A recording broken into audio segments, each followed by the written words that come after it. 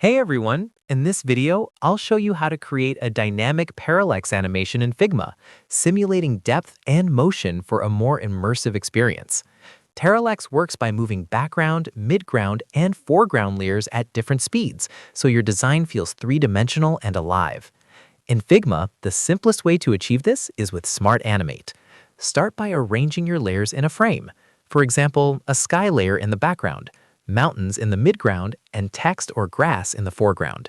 Use images with transparent backgrounds for intermediate layers to make the depth more convincing. Once your initial frame is ready, duplicate it to create a second frame. Then shift each layer vertically to different extents.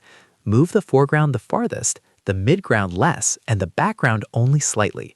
For instance, the foreground might move 500 pixels, the midground 300 pixels, and the background 100 pixels. This difference in movement speed tricks the eye into perceiving depth.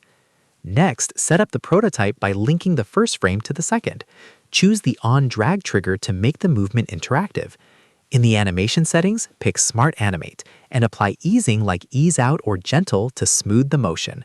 This method is perfect for scrollable sections or interactive storytelling prototypes. If you want to take it further, there are plugins that simplify parallax effects. Plugins like Parallax automatically arrange your layers in a 3D perspective and handle movement based on scrolling or mouse position.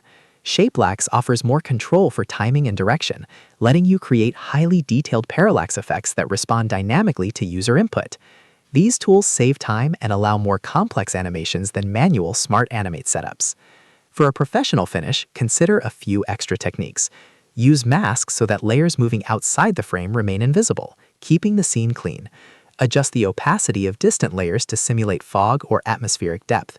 And if you want looping background animations without user interaction, you can create component variants with an after delay trigger set to 1 millisecond and a very long Smart Animate duration, like 5,000 milliseconds plus, to create seamless continuous movement.